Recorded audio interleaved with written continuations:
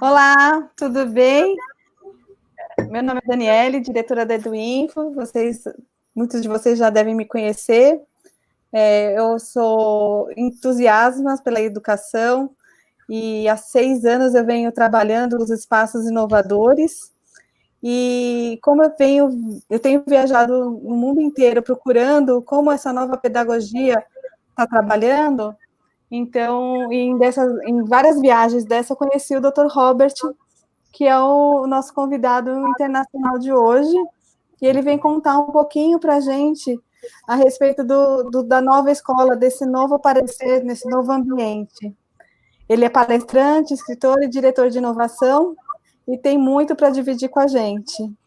E para nos ajudar também, nós temos a Maura Marzotti, que ela é mestra em educação e consultora da Nuvem Mestra, que vai fazer o fechamento com a gente do ponto de vista pedagógico. Tá? E essa conversa ela vai ser uma parte em português, que nós estamos conversando, mas ela vai ser feita em inglês, porque o Robert não fala português, mas ela vai ficar gravada aqui e nós vamos colocar legendas, tá bom? Então, nos próximos dias vocês vão ter ela com legenda, mas ele falou para mim que vai falar bem devagarzinho, vai explicando, então acho que vocês vão conseguir captar bastante coisa, tá bom? E é isso. Então, pedagogia, tecnologia e arquitetura estão alinhados para essa nova escola. Welcome, Bob. Thank you very much for this. Thank you. Invite. Thank you. It's great to be with everyone, and great to be with everyone as they finish up their school year in Brazil. I am coming to you from St. Louis, Missouri, in the United States, where I serve as a school designer. I don't know that I always knew that would be my role, but after being a teacher, teaching English, teaching writing, being a leader of a school, now I have the role of school designer, and that's been a lot of fun, and it's been great to help schools all over the world rethink how they take care of, as Danny said, the pedagogy, the technology, and the architecture of the school. And so it's great to be with you today. Thank you, Bob. And okay, you can start. Share with us. Yes. As I head over, one of the things that throughout the world many have been talking about is really how do we take care of all of our students in this very difficult time of a pandemic. And as you'll see, I talk a little bit about the pandemic here, but there really is a growing mental health concern about all of our students. I have 2 daughters, one who is 13, one who is 16, and both of them show me that they are stressed, they are anxious, they get tired of how school happens to them. And so one of my missions as a school designer has been to think about how the space, the classroom, the learning environment can take care of the needs of all of our students. And so today I'm going to share some of the ideas that we're seeing working in some schools, in some places. I recognize that not all solutions work in every school, in every classroom, with every child, but hopefully you hear something that either validates what you're doing or is an idea that you can try when you return to school next year. When many of our students returned to school this year, teachers said that they're returning to us with an armor. I didn't really understand exactly what they were saying, but there were so many students that were anxious, stressed, and worried about being in the classroom. Whether they were worried about the virus, they were worried about contagion, they were worried about their school being a safe place. many of our students, when they return to the classroom, are going to be scared, worried, and anxious. Even the tough, big football players there in Brazil may not say it out loud, but they too are worried about whether they are in a safe place. So, as school leaders, as educators, how do we begin to kind of peel back some of those layers of that armor? I think part of that is realizing that we have a priority in our work to care for our students. We can continue to give them ideas and facts and tests, but if we aren't caring for our students, then we're going to be in a position where they're not going to be able to absorb any of the things that we're trying to give to them. And so I think it's really important that as we think about how we design our spaces, that we're doing it with the charge of maybe not, is this going to make them academically better? I think it will. But first and foremost, is it caring for our students? And I would layer on top of that, is it caring for our teachers as well?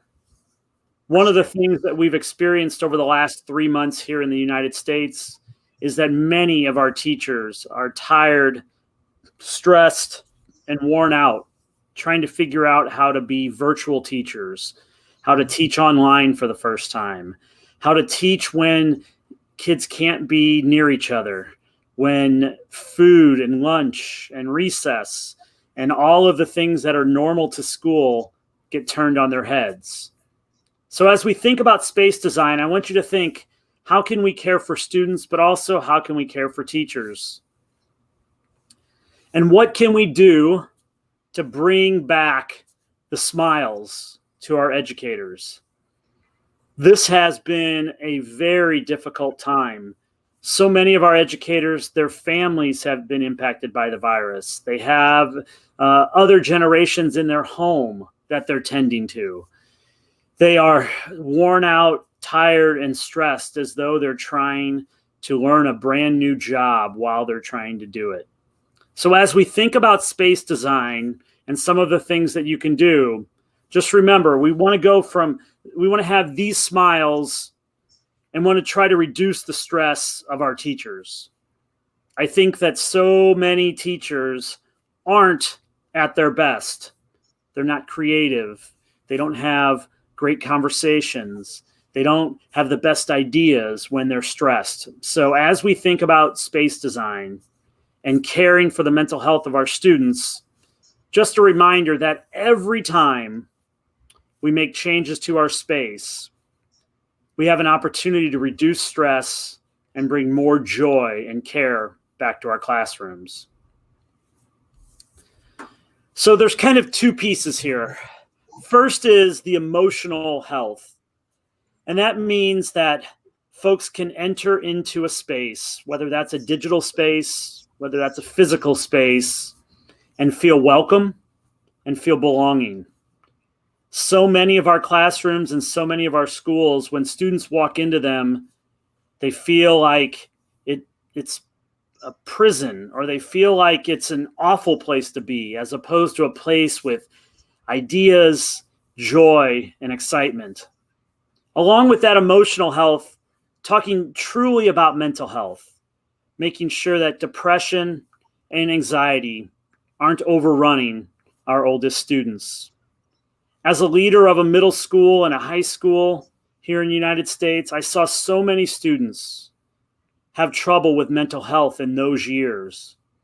And I knew that part of the reason for that, just part, not all of it, was that the space around them took energy from them and didn't give them energy. I want to design spaces that give energy, give excitement, and give joy. And it doesn't always mean that we have to buy lots of things. It doesn't mean we have to take everything we have and get rid of it and start over. There are many things that we can do. But what forces are working against us? Kind of a list here. First, the pandemic pressure. Number two is just the idea that uncertainty and change are hard. In education, every time we make a change, it's a big deal. And we all don't live in a world where, well, if it's different, that's going to be okay.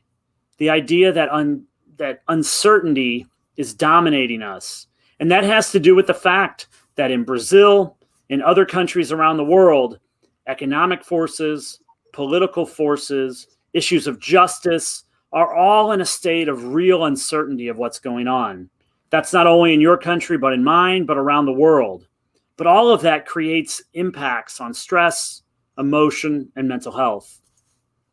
We also know that the demands of modern learning are much greater than our past ways of doing learning. We have now realized that we have to move away from one person imparting information to a group of students in a space. We are in a time and place where school has to be active.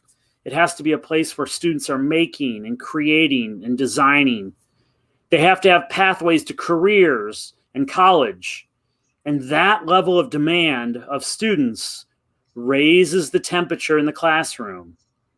And if we have a space that doesn't care, doesn't take care of, doesn't ease our students, it's only going to ratchet up the temperature of that classroom. I do worry, though, that as we try to work our way through how to be in a pandemic space, how to design our spaces so our students can be physically distant while socially connected, that we are going to revert to the past. In many places in the United States, we were starting to inch forward to think about what modern learning spaces could look like. We went into beautiful schools that had open space, and glass, and ways that we designed the hallways, and libraries looked different. But quickly, as the pandemic took over, we realized that many of our classrooms reverted back to something we would have seen in the 1800s, in the 1900s. Some of you might be saying, that's what our classrooms look like today. I would just say that there are opportunities for our classrooms to not get stuck in this predicament going forward. I think as we talk about classrooms that have more technology, that have active pedagogy, that if our classrooms are designed like this, they truly will be something that keep us from achieving our mission. And so I think we have to move forward with what our designs could look like. So what could some of that excellent design look like and feel like? I'm a big fan of spaces that look like this, where our schools look much more like our higher education spaces and look much more like a modern office building. One of the things that I've been encouraging schools is, if we want our students to be successful at university, if we want our students to be successful in the workplace, when do we give them an opportunity to practice being successful in those types of modern spaces that look like this? If you go in many of our design firms, if you go to our architecture firms, if you go to our modern office buildings, you're going to see open offices. You're going to see places where folks are collaborating and communicating in different ways. We're going to see small, quiet spaces. But if we don't give our students a chance to practice that now, and when I say practice, I often mean practice and fail and practice and fail and practice and fail until they start to figure out where they learn what best. Where do I read best? Where do I write best? Where do I have great conversations? If every day you're in a classroom that looks like this, how can you possibly be prepared for this? And so, as we think about caring for our students, the emotional health and mental health of our students and teachers, what small steps that can make a big impact can we start with around school design? I've been a part of a lot of great projects around the United States and around the globe. Some of them look like this. This is a great space where kids come to create, make, design. There's space on the floor for kids to get down and create roller coasters and design robots. It's connected there to the library. But even looking at spaces like this, kids say, I want to be in there. And when kids want to be in a space, they're not forced to be in a space.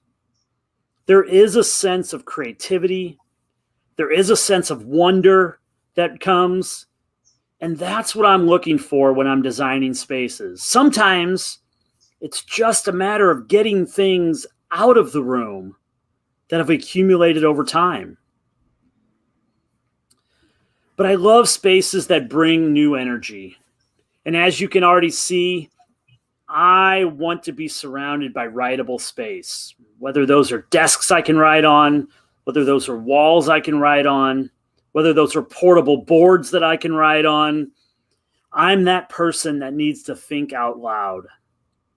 This is a good time to mention that all of this is based on a body of growing research that continues to say if we put kids in amazing spaces that are well designed, that do things like bring in nature and allow for collaboration and kids to get up and visually think as they draw, there's a great chance that they're going to be academically engaged and interested in what's going on.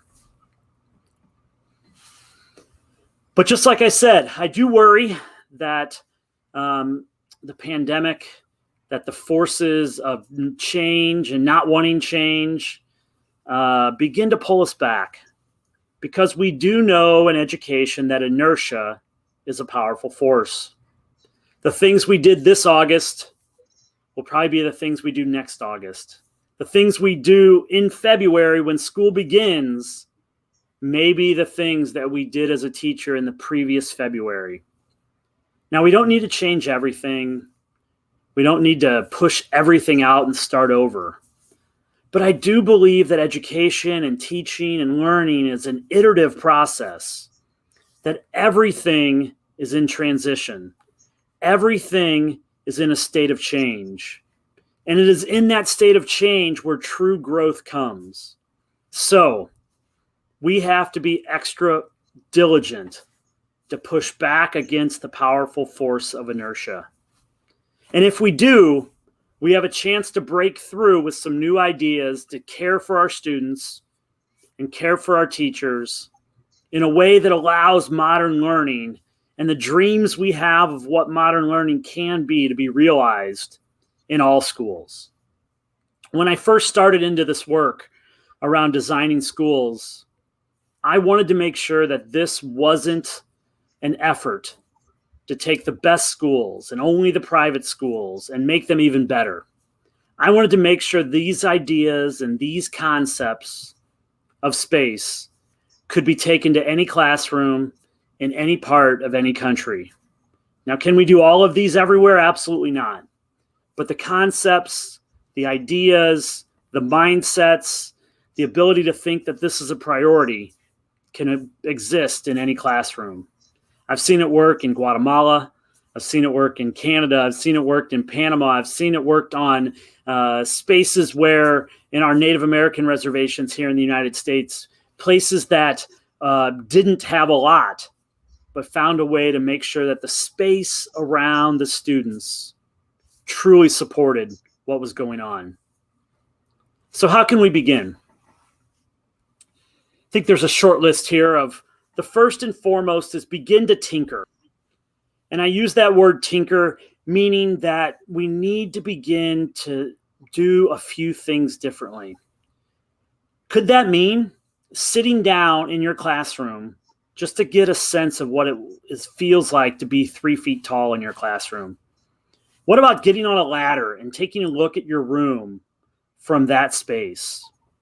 What would it take to find 5 things that probably aren't supporting learning and remove them from your classroom? You don't have to throw them away. Maybe you put them in storage. Maybe you put them somewhere else. But the ability to start to do something different can be what breaks through that inertia. The second is listen. Before we got started in the recording here, we were talking about how important it is to listen to our students. I always say that it's important to design with our students and not for our students. Every time I step into a project, I listen to what the students want for that space. Doesn't mean they get to make all the decisions. It doesn't mean that our kids are the ultimate answer to every question and they know everything. What it means is there's some amazing amateur ideas in their brains. Our students are brilliant. And as we think about space design and aiding them, let's ask them what things should look like, what things should be. Because many, many great ideas will come from just listening in that space. And then third, notice.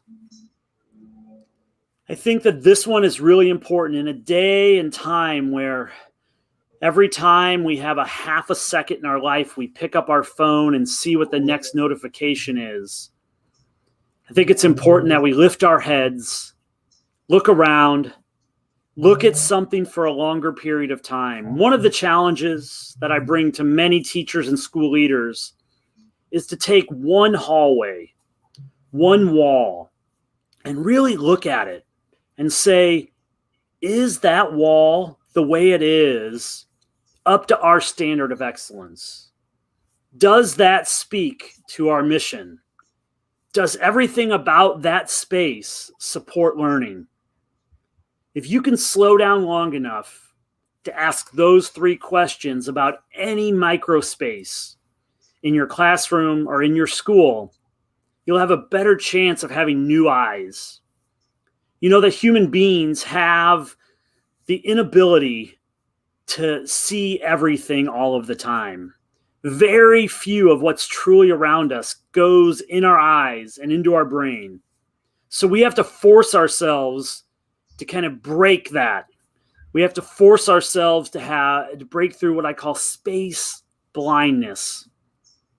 You can do this by going into your building a different way, taking a different path, using a different bathroom in your school, sitting in a different place. All of these things will give you a chance to notice differently and begin the process of redesigning and thinking differently. Some other ideas to think about. We know from research that if we can bring nature inside or go outside, there's huge mental health impact on a positive for our students and for our teachers. Fresh air matters now more than ever. But this space, specifically designed with the images and the color and the nature in it, showcases a place where you say, wow, I would love to be in that type of space.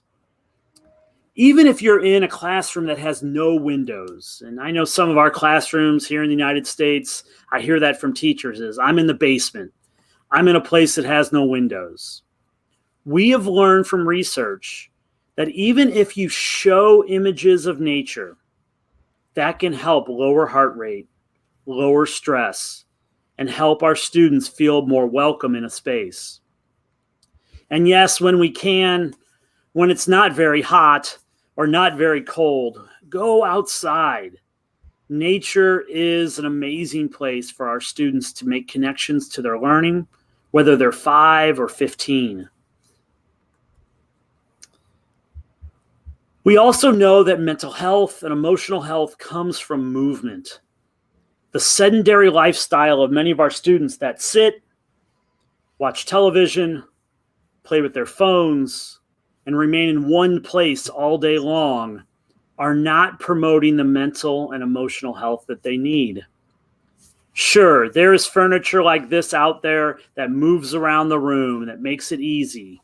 But sometimes it's just as easy to ask students to stand up, take a couple of deep breaths, turn around 3 times and have a seat.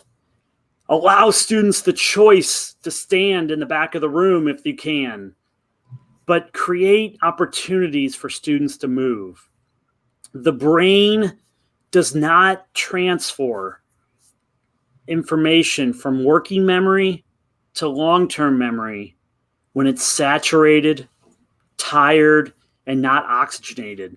And every time the body naturally moves, we have a chance to reoxygenate our brain and has a chance for things to continue to grow in what we're doing.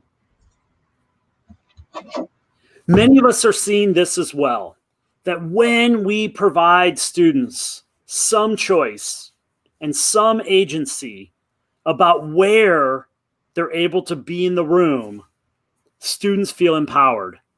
And when students feel empowered, their stress level goes down, their joy goes up, and they have their best opportunity to be academically successful.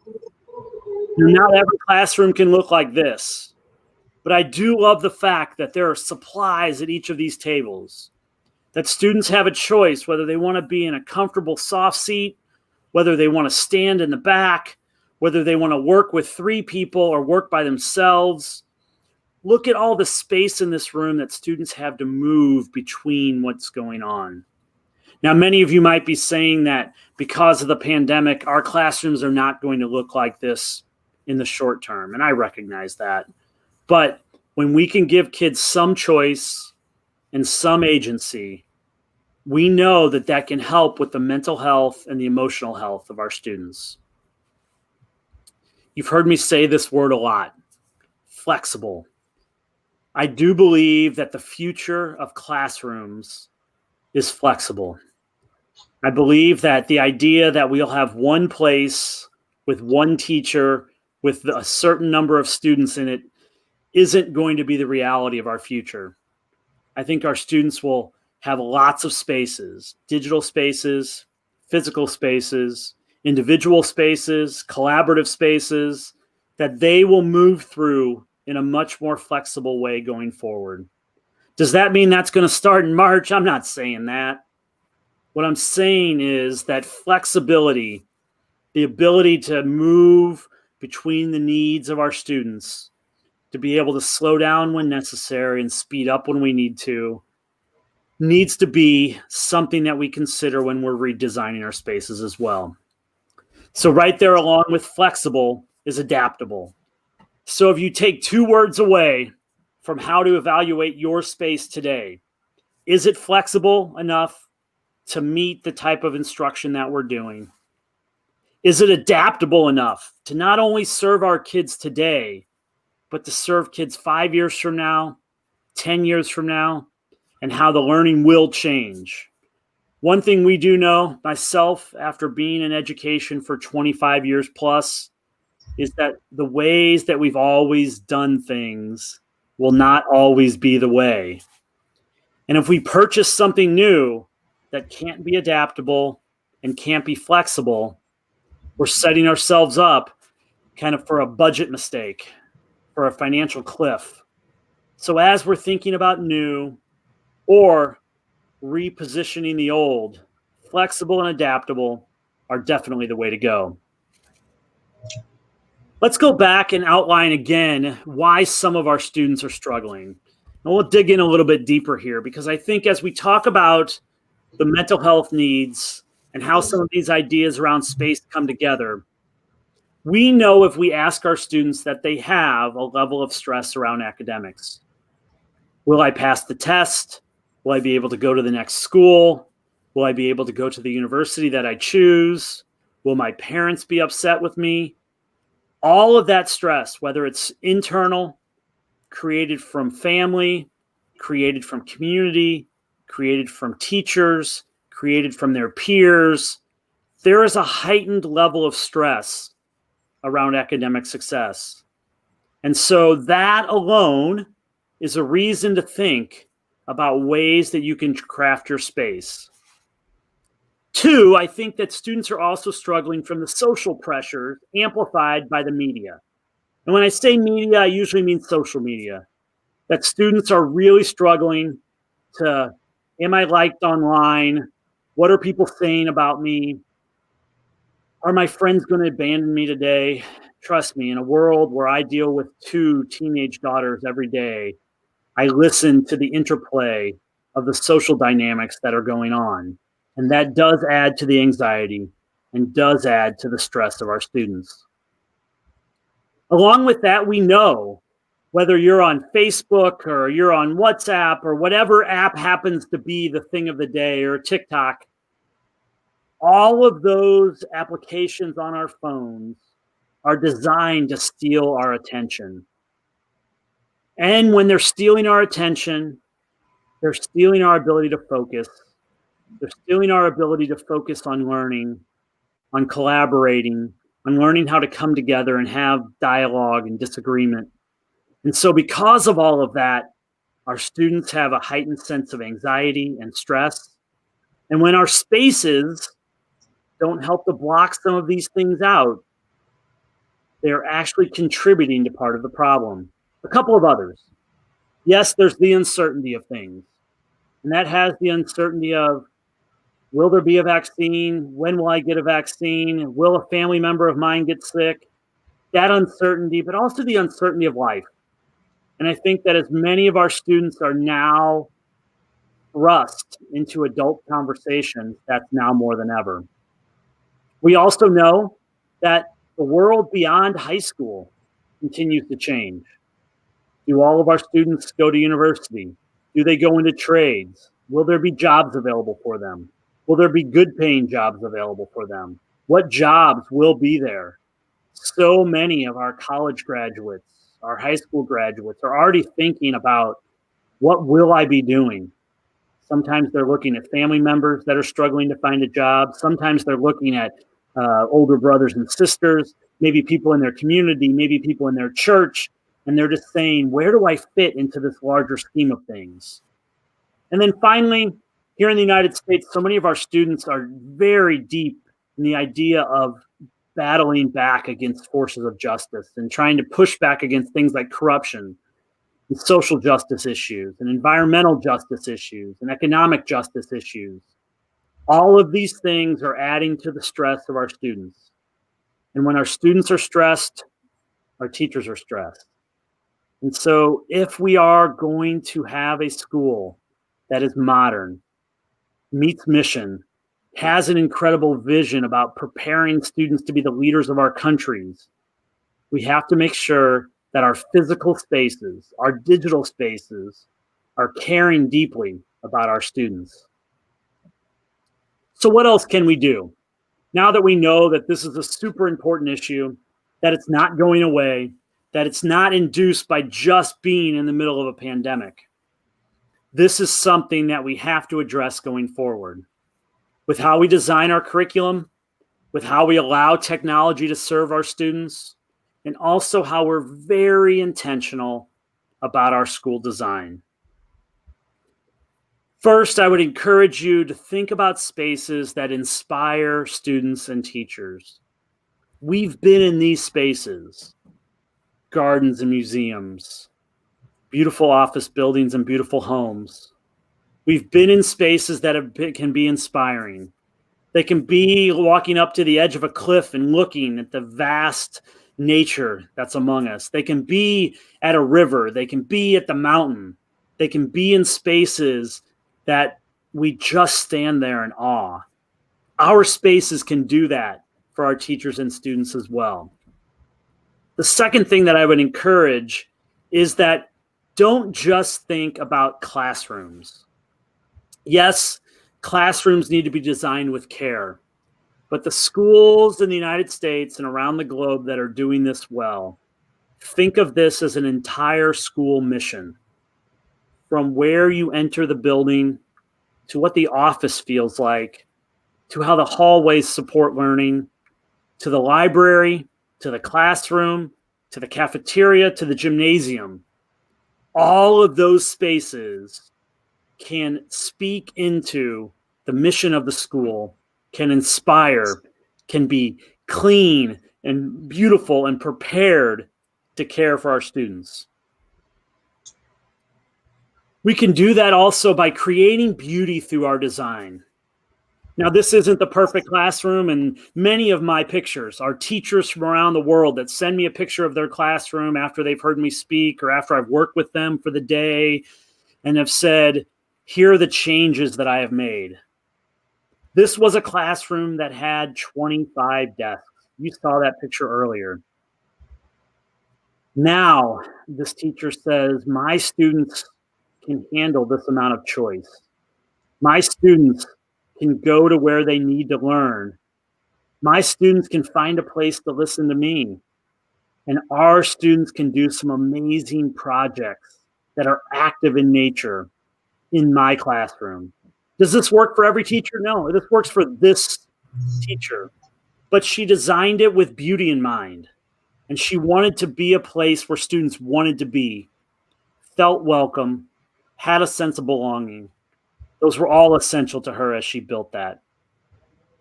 2, I would say, design a playful environment. Now, certainly this is a classroom for our youngest students, 5 and 6 years old, and it's fun. But why can't our classrooms and our spaces of learning feel playful, be filled with laughter? There is nothing wrong with our students when they're 13, 14, 15, to laugh while they're at school, to have fun with their learning, to enjoy their time at school. And that's about bringing a playful attitude as a teacher and a playful environment to the classroom. Both of those things can help. And that's something you can do without a budget. It's about the attitude and the energy that you bring to the space. Continue to design and enhance space for collaboration. One of the top 5 skills that exist in every organization is the need to work with other people, to be able to be in conversation with those that we agree with, those that we disagree with. It is our human existence that is creative and our problem solvers. Robots will not take away our creativity. Automation will not take away the need for us to be problem solvers. So in our classrooms, we have to give kids enhanced space for collaboration. I think it's also important that we continue to look for ways for our spaces to bring comfort and quiet. I know so many of our students that I work with come from homes where there is a bit of chaos happening, whether it's the stress of home life, whether it's trauma, whether it's neighborhood violence, whether the list goes on and on. When our students come to our schools, that can be a sanctuary for them. And we need all of our spaces and enough spaces where students can feel comfortable, relaxed, and find a sense of quiet so that they can reflect and process, so that they can ease some of their pain, so their emotional and mental health continue to be taken care of. These are the little things that we can do with our spaces that make a big impact on the social and mental health of our students. One of the things that is really important to me is that our students have an opportunity to be very active in their learning. If I was on here much longer today, you'd probably hear me say, students need to make and create and design. Yes, students need to sit and listen and absorb. But now more than ever, our schools need spaces where kids can create, make, and design. Because within that, we are building problem solvers and solution makers and collaborative, and we're giving kids a chance to be joyful in their learning. Now, do those have to be sharp tools and, motorized things? No, but giving our students a place to take the abstracts of learning, the data and the facts, and apply them to something is a rich way to move learning from the working memory to the long-term memory. to create schema for our students. And without these types of spaces, what we have is a bowl that is running over, water continuing to be poured in and overflowing. And we want to make sure that we can create time and space for students to apply the learning that's going on. Now, I know that many of the things that I've talked about today, you are doing some of them. And thank you for doing that. I certainly do not enter this space here today thinking that you don't know any of this. And this is all brand new. Because for many of you, this validates the hard work that you've been doing for many years. But I think all of us know that not all of our students are having these types of opportunities and these types of experiences. When I mentioned full building optimization, one of the things that's important to me is continuing to use our hallway spaces for learning. Do we have knowledge in the hallways? Do we have artwork in the hallways? Do we have beautiful things that kids can interact with in the hallways? This was one of my favorite little spaces. Just 5 minutes earlier before I took this picture, there were a bunch of students sitting around, small students, 7, 8-year-olds, sitting around this space. And as they were discussing something. I sat down next to them and I was amazed by what they were talking about, but they had space to have amazing conversations. They could be a little bit loud. They knew the right volume. I hope that they were inspired by what was overhead and what was on the walls, types of chairs and the types of tables they had a chance to interact with. And yes, I'm an outdoors person, so I can't leave without continuing to talk about letting the surroundings influence our learning.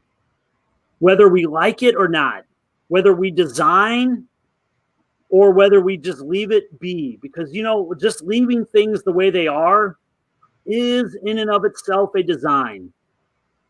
It's a design of omission. We designed and we left it that way.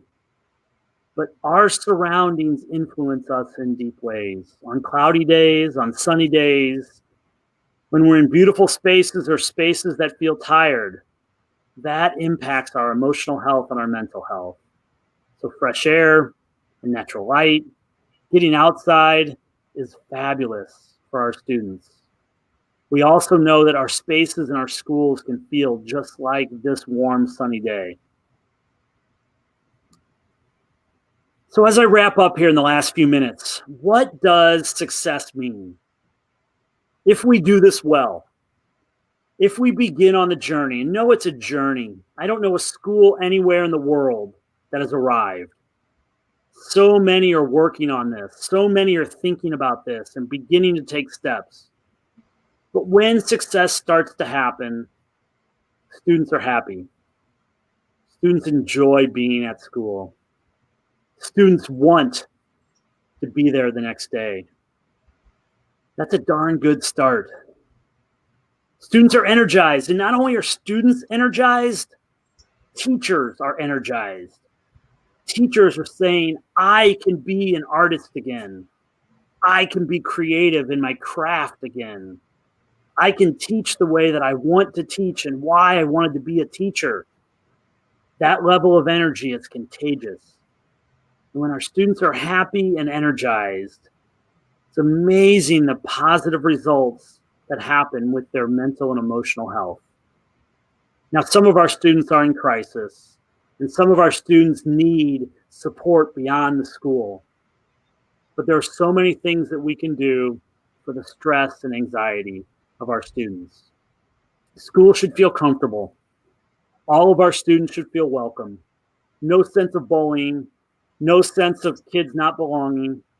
Kids should see and feel themselves on the walls of the school. The images that are projected on the walls, that are printed on the walls, that are the art of the walls, should say, that looks like me, that looks like my family, that looks like my ancestors. All of that helps for folks to be comfortable. One of the things as I enter a school is I just say, just be thoughtful. Just be intentional. If we could slow down and listen to our students and notice what's on the walls and be thoughtful about what we put up and when we take it down, we will go a long way to kind of building the mindset that intentionality around design matters and has a lot of positive impact. If we're doing this right, our students are happy and energized and relaxed. I'm a runner, and my running coach always tells me, when you start getting tired, you have to relax. You can't tense up. So many of our students right now are tense. Our teachers are tense. And if we can get folks to relax, we'll get the most out of who they are. If we go all the way back to the beginning, I mentioned that our students are coming back to us with an armor on. Whether they show it or not, whether they're the tough guy or the person that needs the emotional support that we need to give to all of our students, they will all have an armor on. The way we design our spaces when we come back to school for next year will dictate whether our students feel cared for, whether our students have a better emotional and mental health when they come back into our schools. I appreciate the time to spend with you. Thank you for your hard work in teaching the students. Thank you for helping our leaders, for the globe to continue. I look forward to continuing the conversation with many of you. That's my email address. You send me an email in English or Portuguese, I will respond to it. And if I can be of any assistance to you, I look forward to being able to do that. And next year, I'm excited to announce that a brand new book, The Space, A Guide for Leaders, that meaning teacher leaders and school leaders, is coming out to support each and every one of you. And I hope you get a chance to pick up that book if you get a chance. Danny, thank you for this opportunity. I'm going to send it back to you.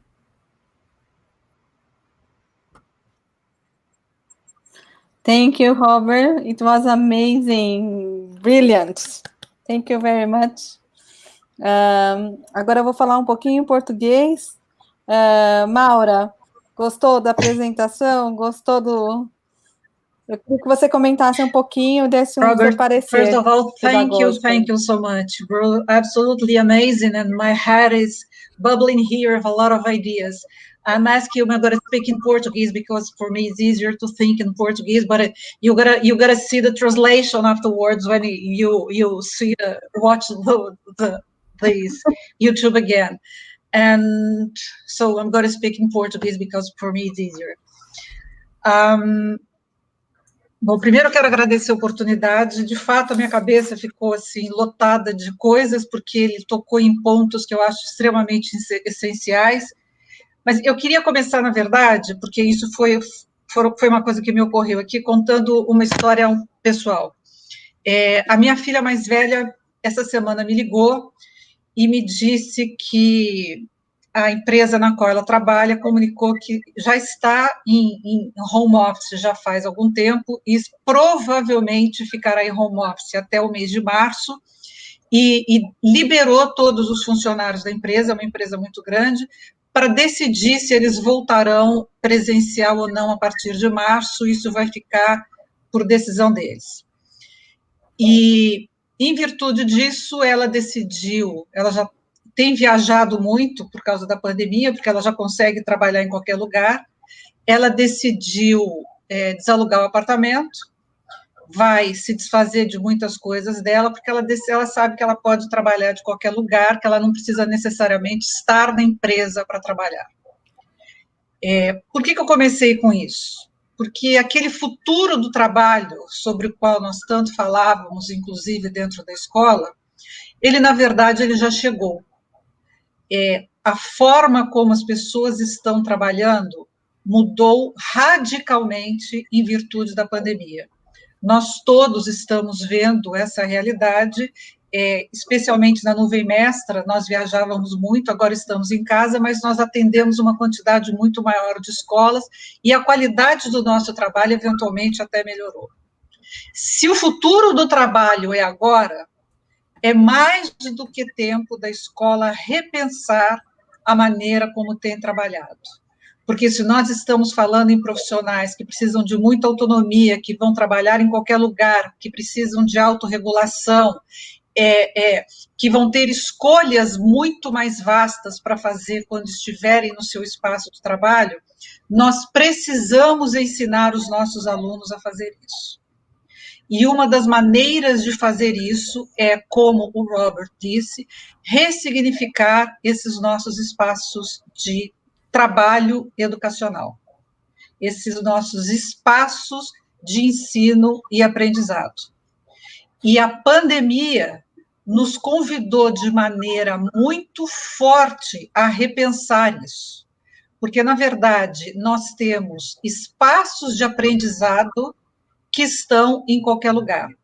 Eu vou repetir o que o Robert disse, nós temos um espaço na web que virou um grande espaço de aprendizado, porque estamos, cada um nas suas respectivas casas, e trabalhando com os nossos alunos, porque nós aprendemos a trabalhar com os nossos alunos desta maneira, em que pese todas as outras consequências que isso também tem trazido.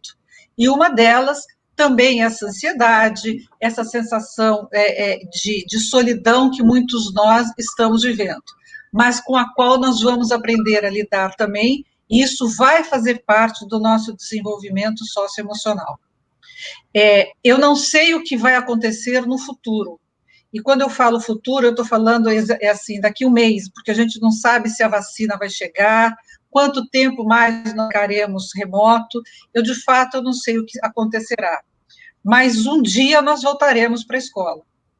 E eu acho que nós precisamos repensar como será esse retorno e repensar esses espaços escolares agora.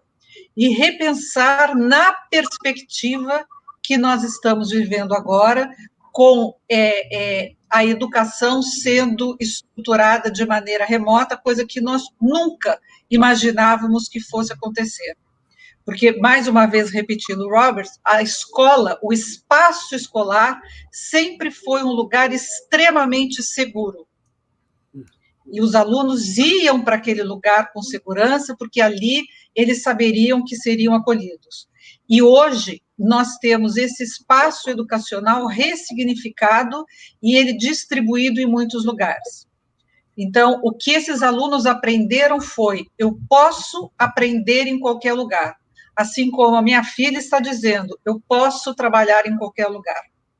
Só que nós precisamos ouvir esse eu posso estudar em qualquer lugar, e eu posso aprender em qualquer lugar, e olhar para o nosso espaço escolar e torná-lo, em alguma medida, mais acolhedor para quando eles voltarem. E, na verdade, tornar todo esse espaço escolar como um grande espaço de aprendizado, não apenas a sala de aula.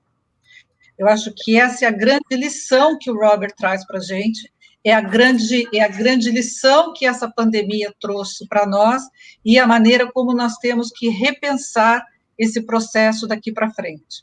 Especialmente porque nós estamos trabalhando remoto e utilizando muitas ferramentas digitais, o que significa que esses alunos eles se alfabetizaram digitalmente muito rápido, em pouquíssimo tempo, assim como nós, professores, e isso significa falar em multiletramentos. Então, nós precisamos pensar em espaços no qual o aluno trabalhe com a caneta, com o papel, com lápis, com o caderno e com computadores ou, eventualmente, com equipamentos mais sofisticados, porque tudo isso significa maneiras de aprender. E falar em multiletramento significa falar em espaços que sejam multifuncionais. Então, o grande convite que fica aqui do Dr. Roberts é repensar esses espaços, repensar esse currículo em virtude desses espaços, para que a gente tenha um retorno que seja muito significativo para todos os que estejam ali.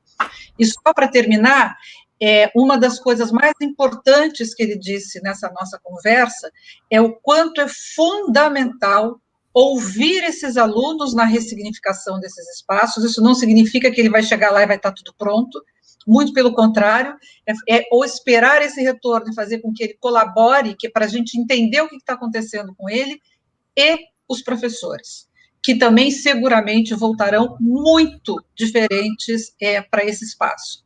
Então, essa ilusão eu não tenho. nós não voltaremos mais para aquele lugar com aquele monte de carteira, um olhando para a nuca do outro, para falar de maneira mais clara. Nós precisamos retornar e ressignificar esse espaço todo para que a gente consiga criar profissionais que virão nesse futuro que já chegou. Obrigada pela oportunidade. Thank you so much, Robert. Obrigada.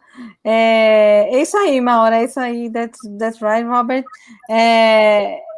Fica aí o convite, sigam o Robert nas redes sociais, ele é super ativo, tem o Twitter dele, que ele toda hora coloca um monte de novidade, na própria newsletters que ele manda, e aí do Info nasceu e está trabalhando aí com as escolas para ressignificar esses espaços.